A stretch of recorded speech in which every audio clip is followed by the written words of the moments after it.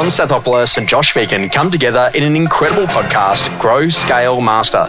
An energetic approach to drive progress, master skills, build strengths and put the strategy back into rapid business and personal success. Backed by real-world experience in rapid scaling to playing the long-term game of business, it's the story of all the lessons learned on the journey to mastery. Be inspired, renew your energy and chase the future with Grow, Scale, Master. Con, there's the will and then there's the skill. Yeah. The will is willing to play by the rules, and then the skill, can they actually get the results? This comes from a guy by the name of Jim Clifton, and I get you to think a little bit about it. Like, let's define willingness. I love this. I heard this when I first started in real estate. John McGrath taught me this, will and skill. Actually, sorry, I lie. It wasn't John. It was Matt LaHood. Right. So Matt LaHood taught me will and skill. So what's willingness? Oh, wow, man. If you're asking me, it's kind of like, am I willing to commit to something that drives an outcome in my life? So what I wrote here was like a commitment to a bigger and better future. Yeah. Yeah. Yes. Okay. Yep. Sorry, I'm just reading the notes now. Yes. A commitment to a bigger and better future. Yeah. But like there was this willingness, and I was thinking about that like, you know, I don't ever remember, and I'm not saying I was a perfect kid, but I don't ever remember like not having the willingness to want to do something. Like, you know, when Dad said, hey, there's a chance here you can go and grade the tennis court, or you can go and take out the signs out the back of my car and clean them up, or like there was just like, it was just an expectation. Yeah, but okay, so yeah, just on that, because I've just been thinking as you've been talking, right? But is willingness, you have to have an openness to be willingness. Does it make sense? Of course it does. Yeah. You got to be open to, so what am I going to learn from this? Correct. What are the benefits that I'm going to gain in terms of strength or mental endurance or experiences, or, you know, and learning that adversity is the greatest teacher. Yeah. And I think there's a bit of a desire to want to be somebody and to do something. Yep. And Dad would always say, you know, don't be a mediocre man. Like, could you, I'm going to give you an opportunity here, you take it. Yeah. And it's like, okay, great. And so like, you're like, okay, great. So you would go and do this. And this is kind of an interesting thing, because what I kind of learned is, you know, work is purpose and purpose is work. And that, like, you know, whether or not you're at a yoga studio and you're trying to, you know, connect into the divine intervention, or whether or not you're in a position that ultimately you're working at making a listing or a sale, or you're in a position that you're working to become a great mum or a great dad or to be a great partner for your partner, like you're always working at something. And I think that like the interesting thing of what I've noticed a lot of is that particularly in my clientele, when they get to the age where they're legally allowed to retire, do they actually want to retire? Yes. And there's two different things, because society's telling you, well, you're supposed to retire now. You've hit 55, 60, 65. And I've actually seen people that have actually turned on, respectfully, at that age. 100%. And have gone on to write the best numbers of their career. Yeah. And what they've realized is that work was not something that was a requirement to pay a mortgage. Correct. But work was a way of life. That's exactly right. And that the moment that they stop working, and I'm not talking about not designing how you work, but like when they stop working, then they lack purpose. Yep. And it's kind of interesting, like you start thinking about the clarity of that. And, you know, Adol Grundy, you know, wrote some pretty phenomenal books. And in it, he wrote this whole story about this guy, and this guy's at like this nursing home, right? And he's dropped off by his kids, and Grundy happens to be the medic on duty that day. And so he's got to do the full medical assessment of this guy as he's being admitted. And he notices that like literally this guy is really physically abled and very capable. And he just doesn't understand like why he's actually at the nursing home. And, you know, what they'd said is like, well, unfortunately, his wife had passed away a few months earlier. Yeah, and right. He just really didn't have much positivity about the world anymore, you know, like, and so he's just kind of done. And so he goes down to the local dog pound and gets a rescue dog, and it's this little puppy, and he brings the little puppy up to the guy and he says, oh, look, you know, unfortunately my wife has got me a puppy and I can't look after it during the day. Is there a chance that you can look after my puppy for me during the day while we're here at the home? Yeah. And he goes, oh, well, I don't really like dogs, but fine. And so this little dog knows nothing but love. And so, you know, like little Franklin comes to you every day, wants a pat, wants a cuddle, and then over time, he then starts to walk the dog around the nursing home, and then over time walks the dog around the block. And about 6 months down the track, he moves out of the nursing home and he moves back into his own house. And so ultimately, you wouldn't believe it, this guy goes on to live a really productive life. And about 13 years later, the gentleman passes away on the same night that the puppy dog passes away. Oh, wow. And so there's this great idea that like you've always got to have some sort of clarity of purpose. It also means that kind of if ever I go to retire, I'm getting like 12 Kelpies. But the basic idea here is to really think about like that's about willingness, right? Like having purpose tied up in that. Skill, however, is about learning to develop a set of skill sets, capabilities that you now know how to do something. And what is quite surprising is that like this is not our first time, nor is it our first rodeo. But when we think about that, if we actually spec out the specific skills and we actually teach those specific skills role by role inside the organization. So if you think in property management, do we teach someone great how to do a proper routine, how to do maintenance, how to whatever. be really good about customer relations, how to deal with conflict, all of that sort of stuff. And I was watching the Jefferson Fisher podcast the other day, and it was interesting because he's like, the first response is always a breath. Yeah. So it's like Con goes, "Oh, Josh, I don't think that you're that good a runner."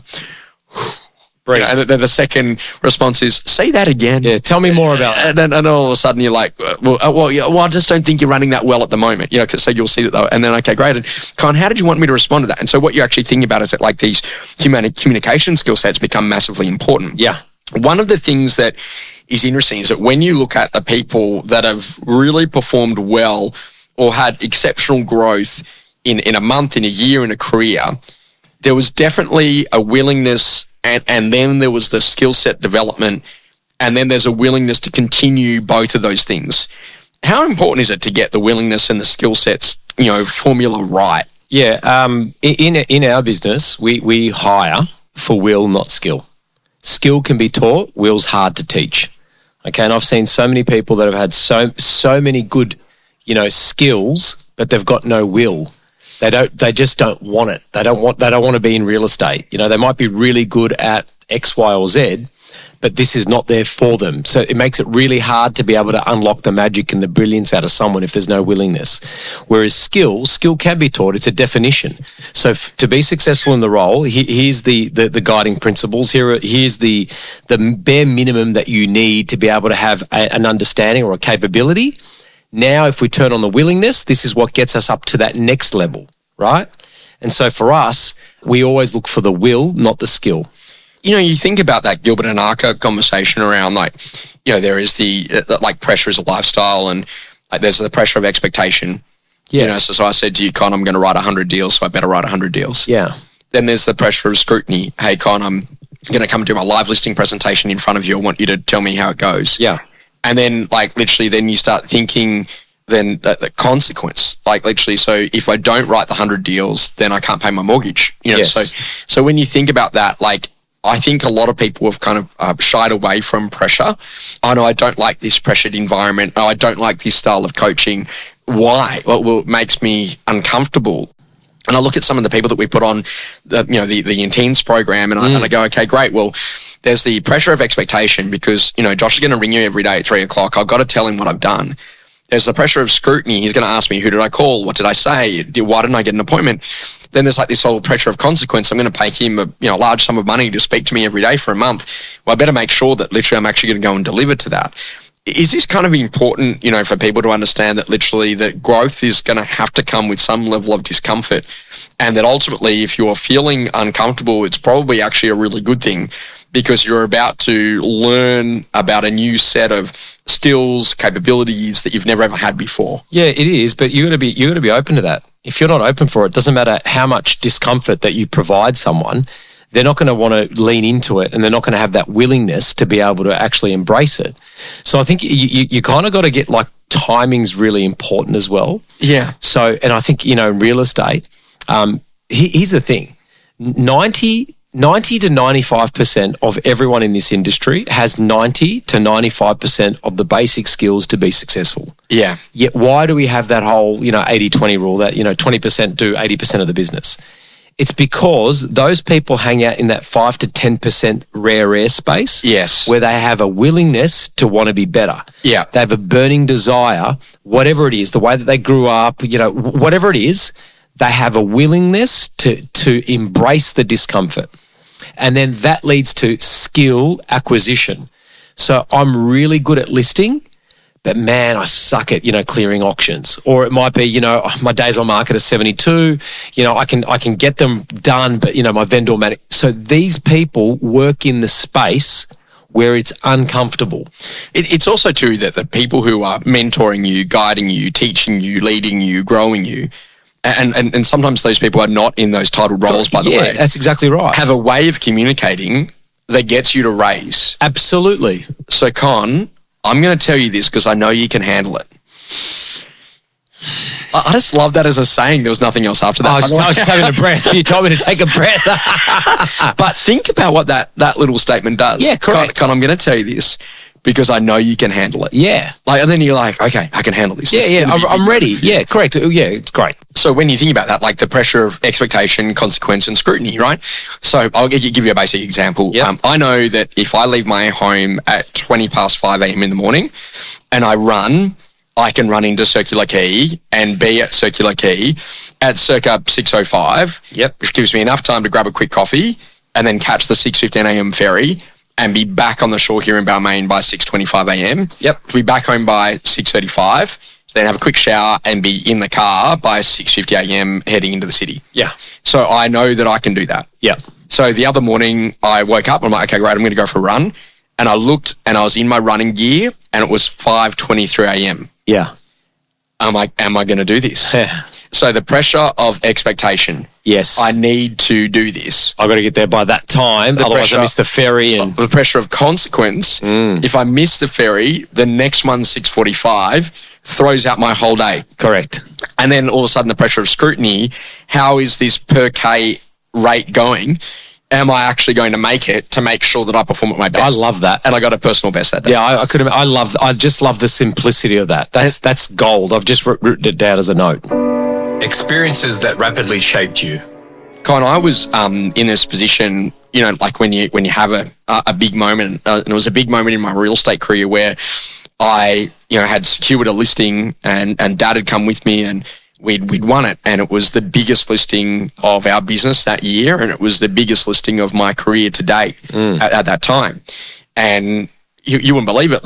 We've got to a point where I'm out there and I'm doing plenty of bar appointments on this place because we can't do open homes on it, and we do this bar appointment and I've jagged a buyer, and we're about to close the deal, and I happened to be in the car with Dad. We were going somewhere else, and all of a sudden the vendor has got on the phone and has rang Dad directly. And all of a sudden he's saying to Dad, he's like, look, I know that Josh is a really good guy and I respect him a lot as a salesperson, but you must understand for me that this is a very big and important transaction, and we're just a little bit worried that he's way too young, to be negotiating a deal of this size and this caliber.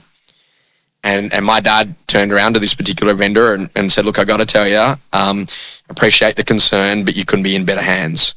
He goes, literally, when I'm there, they're going to expect that I'm going to negotiate. When they see him, they're not even going to think that he's going to have the level of skill, capacity, and desire to want to bring this deal together. There is no one better to handle your transactions, and with respect, we don't need me to be involved. I'll be on the sidelines and I'll watch, but I can absolutely tell you he will bring that deal together and it will be the best sales experience you'll ever have. And Dad hung up on the vendor at that point, and I didn't know what to say. Yeah, well, isn't it the pressure of scrutiny and expectation and consequence? And all of a sudden, I just remember that, the career after that was never the same. Yeah, one idea that's rapidly shaping me at the moment is I'm back in a CrossFit, right? And every time I go there, I have this level of anticipation of what I'm about to endure. Yes, and I've got a sign in my gym at home because I stole it from my last. I didn't steal the sign. I still. No, Crime Stoppers. Yeah, no, but it says it doesn't get easier. Yes. You just get better. Yes, and it's just a constant reminder of leaning into that discomfort, knowing because at the start there's anticipation, there's a little bit of anxiety, and then the pain you're gonna go through, but at the end. You just go, wow, I feel so much better for it. There's some magic in that part. Isn't that the old Art Williams quote, though? I didn't say it was going to be easy, but it will be worth it. Yeah, 100%. And that's absolutely reframing me right now. Something that's changing your view. Kind of love this idea of ask once. And, what I love about it is that if you go to a really good restaurant or you go to a really lovely resort or a good hotel or something and they go, hey, look, are there any dietary preferences? And you tell them and they never ask again. Yep. but they just deliver to that. And I think that this is one of the biggest things that our industry could learn. I've in a situation, I've got an investment property, and I think I'm up to my 4th or 5th different property manager in under 2 years inside of that business. And I just think, far out, maybe, they don't really know the detail about how I want my properties managed. And why don't they remember the basics? And it's just like, we're just not, why don't we just have a form that captures the information, goes against the client file, and it's just sitting there. Oh, mate, you know what? It's so simple. It's scary, but I just think it's because we've got, I tell you what it is, Josh. We've got too many systems, too many processes, too many opinions, too many choose your own adventures, too many pieces of technology, and not enough focus on the client.